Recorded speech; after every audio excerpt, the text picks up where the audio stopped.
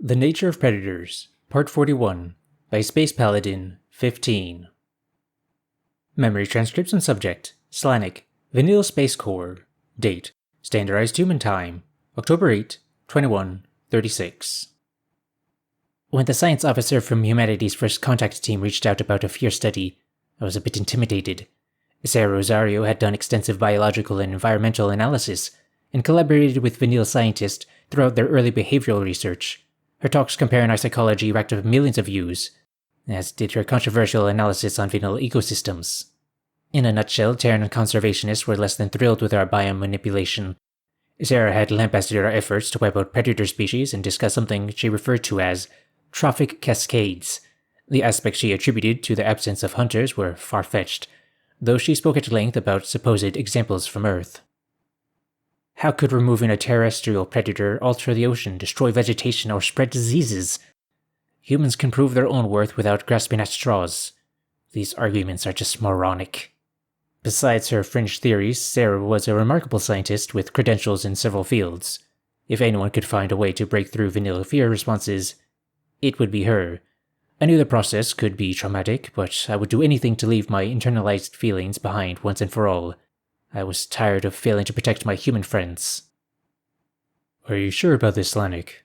Marcel growled as we approached the scientist. "If you're trying to be more human to appease me, please don't. I accept you for you." I squeezed my tail around his wrist. "Thanks, but I'm doing this for myself. I'm tired of being scared and at the whims of my instincts." Tyler patted me on the back a little harder than I would have liked. The blonde human accompanied our group to assist with any physical activities, since Marcel was still in recovery from his gunshot wounds. The UN military was involved with these experiments, so I knew part of it was seeing if I could be shaped into a proper soldier. Dread festered already, knowing simulated combat was in my future. "Why do you keep helping me, Tyler? We haven't known each other long, and you must have other things to do," I said. "Dude, I wanted to be in the buddy program just like you two. The UN turned me down." The soldier towered over me, and his blue eyes glittered like ice crystals. "They didn't think I would mesh with the vanilla, I guess. Too tall and too scary."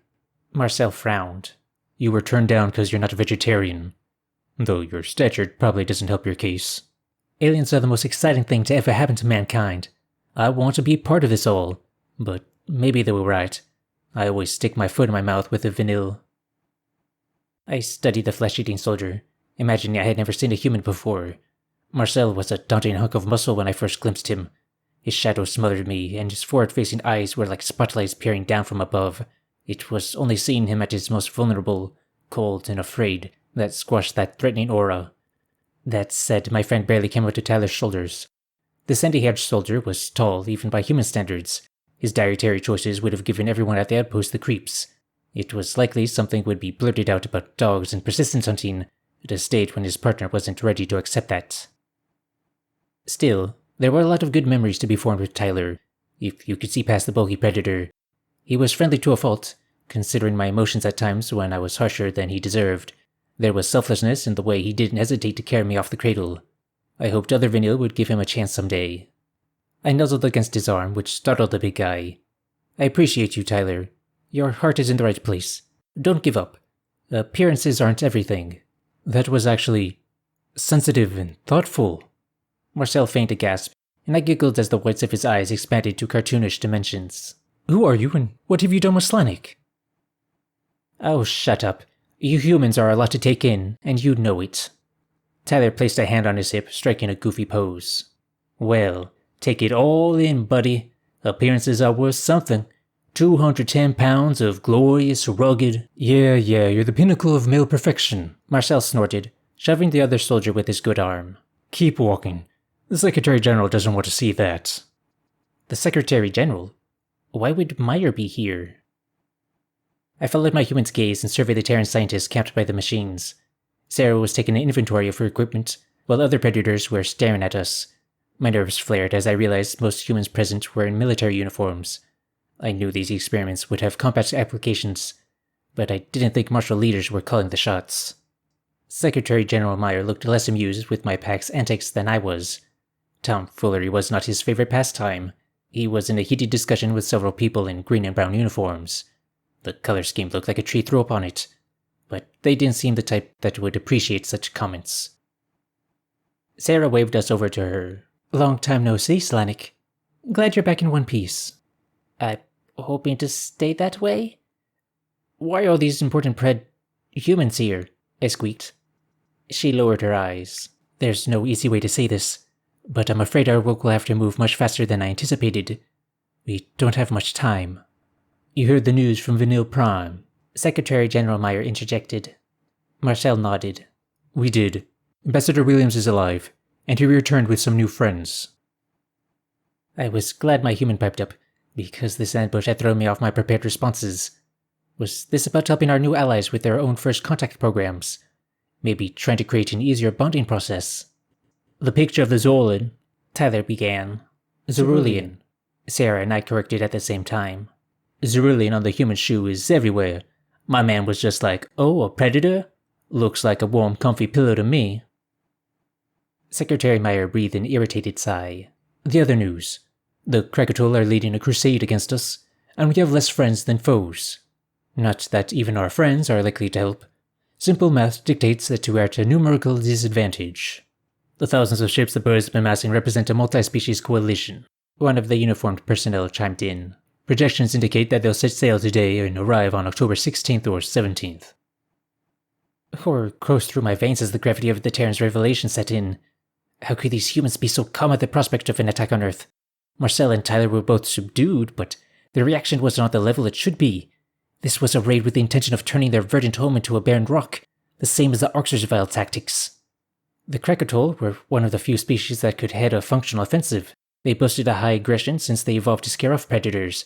During the initial phases of the Arxer War, the Avians conjured up technology that allowed us to regroup. While nobody was on the humans' level, they possessed some tactical acumen. Why not launch a preemptive strike, like you did with the Gojids? I demanded. Meyer frowned. It's too late now, but it wouldn't have worked. Most of their ships were already spaceborne, so we couldn't catch them sleeping like the Gojids. They concentrated forces around their stations heavily. But you're excellent fighters. You have advanced ships now. Nobody can rival a Predator's military prowess. They outnumbered us 10 to 1 if we sent the entirety of our fledgling armada. They also had home turf advantage and orbital lasers around every base. You might as well launch the UN fleet into a supernova. You'd get the same results. Sarah sighed. Our best hope was for Noah to convince them to stand down. That didn't work out. I turned my gaze toward Marcel, noticing how his gaze drifted to his holopad. My human's thoughts were transparent at times. He was worried about the welfare of Nulia and Lucy, who remained back at his residence. The Goji child would never feel safe again if she watched another world endure destruction. That's if anyone survives the attack on Earth. The entire human race is in jeopardy, I realized. We need to get everyone off world before it's too late. I pinned my ears against my head. You know the Krakatoa are coming. There's still time. Evacuate Earth. And go where? Anyone who wishes to leave will have the opportunity, including you, the Secretary General growled. This is our home. We built everything here. It's the only planet we've got.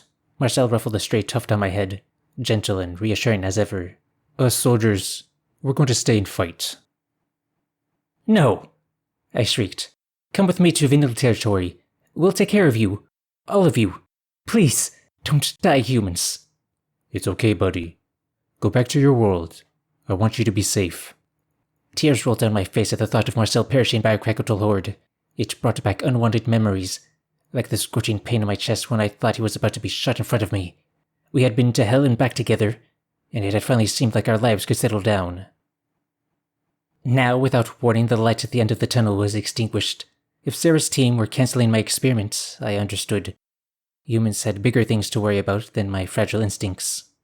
Scrap the study. It's not a priority. I rubbed a paw against my cheek, catching the water rolling down my fur. You don't have to worry about diplomatic fallout from me. I want to fight with you. Meyer shook his head.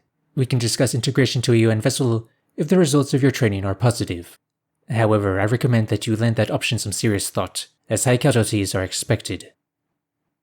I appreciate that humans honor your word, but you don't have time to fix me.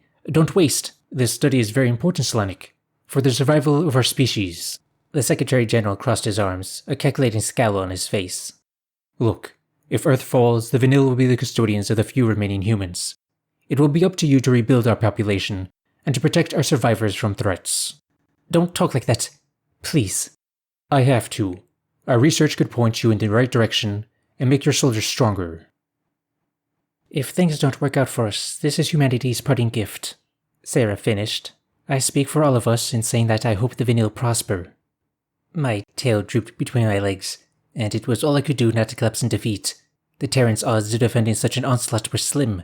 Every human I knew could be dead in a little over a week.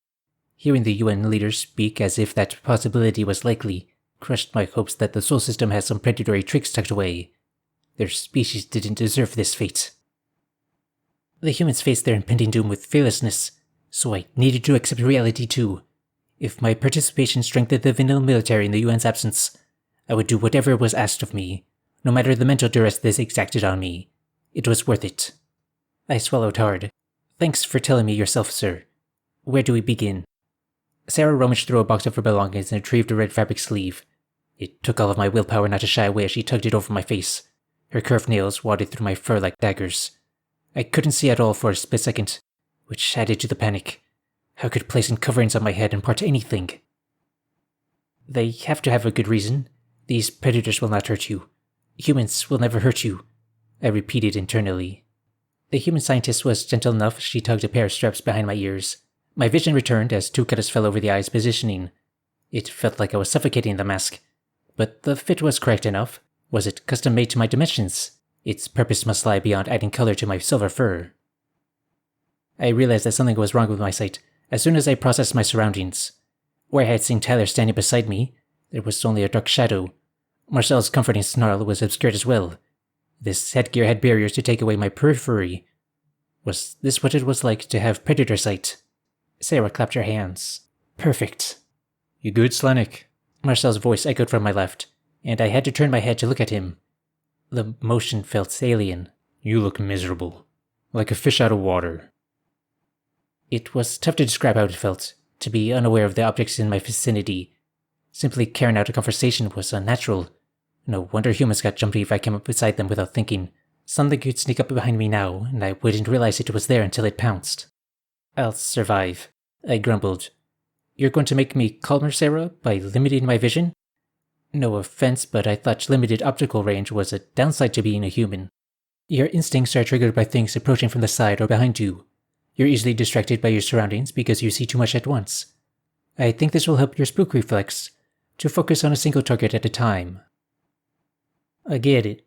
Like horse blinders, Tyler stated, in a glummer tone than usual. Like what? Maybe I'm making the wrong inference again, but it sounds like they tried to force their tunnel vision on other prey animals. The scientist nodded. Precisely. Slanik, why don't we try a combat simulator with the blinders? If it doesn't help or you really don't like it, we'll drop it. Fine. Sarah steered me into a separate room with a light touch. The enclosed space appeared to be an imitation of a patrol ship cabin, complete with controls and sensor readouts. Where the viewport should sit, there were blank screens. I imagine they will reflect Arctur ships in a few minutes. Tyler squeezed into the co-pilot seat, a downcast expression on his face. The tall human knew we could be in a dogfight that was very real, a short time from now. The stakes of our next mission would be his entire planet. This flight presented no tangible threat, and I needed to keep that fact at the forefront of my mind. Somewhere deep inside my soul, there had to be some bravery lurking. All that mattered was gaining admission to the UN's last stand, and proving that prey genetics didn't define us. These virtual enemies were going to have hell to pay.